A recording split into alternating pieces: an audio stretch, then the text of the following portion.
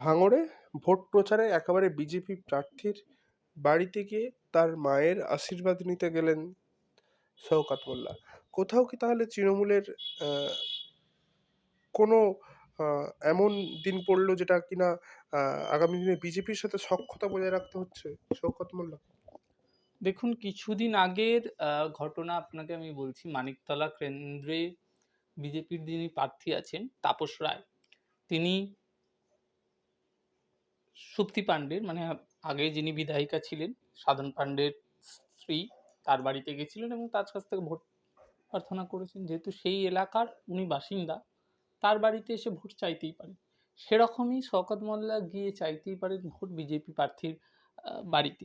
সেটাতে যাওয়াতে কোনো রকম তাৎপর্য নেই। এটা রাজনৈতিক সৌজন্যতা মূলকভাবেই দেখা উচিত, এটাকে রাজনৈতিক সৌজন্যভাবেই দেখা উচিত।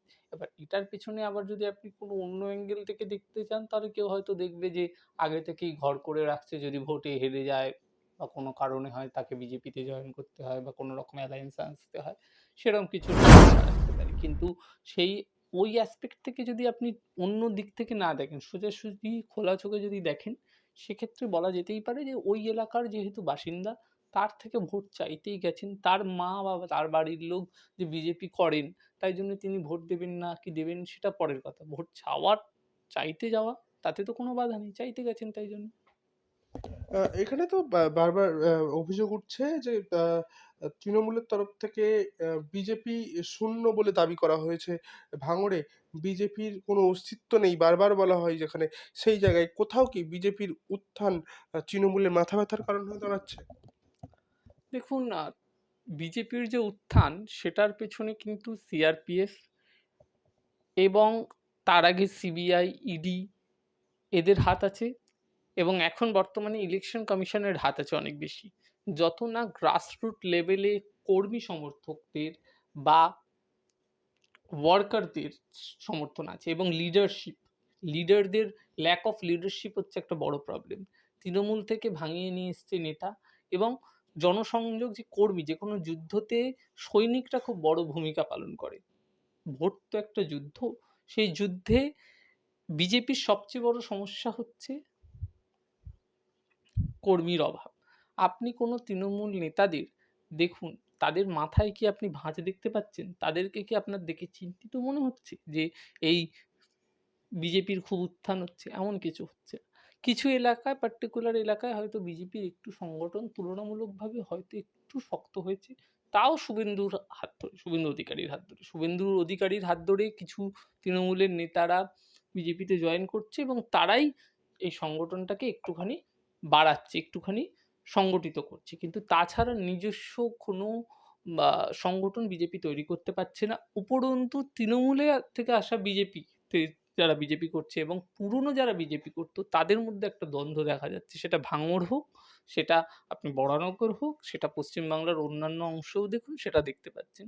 এবং হ্যাঁ, এটা ঠিক যে আগামীর থেকে হয়তো মানে বিগত ভোটের থেকে হয়তো ভালো রেজাল্ট করতে পারে বিজেপি। বিজেপি সেই, তার জন্যে যা যা করণীয় ইলেকশন কমিশনের মাধ্যমে একটা এসআইআর এর ভয় তুলে অনেক ভোটার বাদ দিয়ে চেষ্টা করছে। কিন্তু মতুয়াদের থেকে শুরু করে, মুসলিমদের থেকে শুরু করে অনেকেই কিন্তু বিজেপির ওপরে খাপ্পা হয়ে আছে। তার উপরন্তু আবার গ্যাসের দাম বেড়েছে। তাই জন্য বিজেপির যতই চিল্লামিল্লি করুক, যতই আন্দোলন করুক, ১৭০টি আসন পাবে, কিন্তু গ্রাসরুট লেভেলে গিয়ে দেখা যাচ্ছে কি, যে মানুষের মধ্যে বিজেপির বিরুদ্ধেও একটা বিশাল বড় অসন্তোষ আছে। এবং তাছাড়া তো ল্যাক অফ লিডারশিপ আর ওয়ার্কফোর্স, যে সংগঠকরা, কর্মীরা, তার অভাব দেখা যাচ্ছে।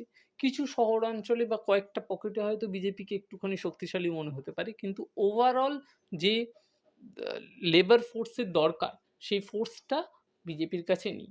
এবং সেটা তৃণমূলও বুঝতে পারছে এবং তৃণমূল কর্মীরাও, তৃণমূল সমর্থকরাও এই জন্য খুব একটা উদ্বিগ্ন নয়।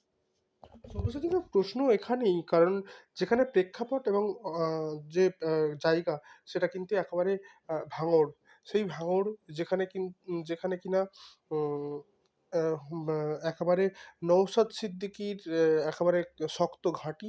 সেইখানে আরাবুলকে সরিয়ে তৃণমূলের একেবারে অবজারভার করে দেওয়া শওকত মোল্লাকে একেবারে প্রার্থী করা হলো যেইখানে, সেই জায়গায় সেই শওকত মোল্লা যে বারবার ধর্মীয় উস্কানিমূলক, কোথাও আবার বিরোধী রাজনৈতিক দলের নেতাকর্মী সমর্থকদেরকে বারবার দাওয়াই এবং পুলিশদেরকেও সভামঞ্চ থেকে প্রকাশ্যে হুমকি দিতেও শোনা গেছে। সেই শওকত মোল্লা কোথাও কি পাল্লা ভারী বুঝতে পারছে আইএসএফের, যার কারণে কার্যত হার স্বীকার করে নিয়েই বা কার্যত মাঠে পুরোদমে নামতে হয়েছে শওকতকে। কোথাও কি তৃণমূলের হার নিশ্চিত নওশাদ সিদ্দিকীর কাছে? দেখুন, নওশাদ সিদ্দিকী এই মুহূর্তে বাংলার রাজনীতির একটি বড় মুখ। এটা তো অস্বীকার করা যাবে না। বামেদের সমর্থনে হোক বা যেভাবেই হোক, তারা একমাত্র জেতা এই মুহূর্তে একটি আলাদা রাজনৈতিক অস্তিত্ব, যেটা বিজেপি বা তৃণমূলের লাইনের থেকে বাইরে বেরিয়ে যার পলিটিক্স, এই বাইনারির বাইরে তার পলিটিক্স, সে ওখানে এগিয়েও আছে। নওশাদ সিদ্দিকী ডেফিনেটলি একটা অ্যাডভান্টেজ নিয়ে লড়বে এই ইলেকশনে, কারণ তার একটি স্বচ্ছ ভাবমূর্তি সে ধরে রাখতে পেরেছে এবং ধর্মীয় একটা সাপোর্টও সে পাবে। আব্বাস সিদ্দিকী মানে ভাইজানের সাপোর্টও তার কাছে আছে এবং সেই সাপোর্টে তার একটা মাইলেজ সে রাজনৈতিকভাবে পাবে। এই আরাবুল ইসলাম বলুন বা অন্য যে কোনো রাজনৈতিক নেতা বলুন, ভাঙড় এলাকাতে একটু অশান্তি প্রত্যেক ইলেকশনের আগে পরেই খবর পাওয়া যায় এবং তার পেছনে তৃণমূলের হাত আছে না বিজেপির হাত আছে না অন্য কোনো রাজনৈতিক দলের হাত আছে, সেই হাত খোঁজার জায়গায় আমরা বলতে পারি যে সব রাজনৈতিক দলই কম বেশি সেখানে মাসল পাওয়ার দিয়েই ভোটটা করায়, ভোটটা করানোর চেষ্টা করে। এবং এই বছর এই যে ইলেকশন হবে সেখানে অনেক বেশি কোম্পানির, শুধু সিআরপিএফ আসেনি, সিআরপিএফ অনেক আগে থাকতে সেখানে এসছে এবং ভোটেরও অনেক দিন পর অবধি সেখানে থাকবে। তো আমরা স্বচ্ছ কতটা হবে ভোট জানি না, তবে শান্তিপূর্ণ অনেকটা হতে পারে, এটা আশা করতে পারি। আর ওই ভাঙড় বেল্টে লড়াইটা হবে আইএসএফ এর সঙ্গে তৃণমূলের। বিজেপি ওখানে খুব একটা গুরুত্বপূর্ণ ভূমিকা পালন করবে না। বিজেপিকে সেই লাইমলাইটটাও দেওয়া হচ্ছে না, নাইদার মিডিয়া দিচ্ছে না, এটা না সাধারণ মানুষ দিচ্ছে, সাধারণ মানুষও সেই মাইলেজটা পাচ্ছে না, দিচ্ছে না। কিন্তু একটা লড়াই হবে এবং সেটাতে শওকত মোল্লা বলুন, আরাবুল ইসলাম বলুন, এরা নিজেদের মতো করে চেষ্টা করবে। আরাবুল ইসলামের থেকেও বেশি শওকত মোল্লাকে তাই জন্য আনা হয়েছে যাতে তৃণমূল একটা শক্ত লড়াই দিতে পারে প্রতিপক্ষ হিসেবে। নওশাদকে যদি হারাতে, দেখুন আজকে তৃণমূল কংগ্রেসের গড় যেটা ভবানীপুর, যেখানে মমতা ব্যানার্জি আছে, সেখানে শুভেন্দু অধিকারী দাঁড়িয়েছে। সেরকমই নওশাদকে শক্ত কম্পিটিশনের সম্মুখে, মানে নওশাদ যাতে খুব ইজিলি না জিতে বেরিয়ে আসে, তাই জন্য হয়তো স্ট্র্যাটেজিক্যালি শওকত মোল্লাকে দেওয়া হয়েছে। এটা তৃণমূলের অভ্যন্তরীণ ডিসিশন যে তারা কিভাবে শওকতকে ইউজ করবে এবং নওশাদকে কিভাবে ট্যাকেল করবে।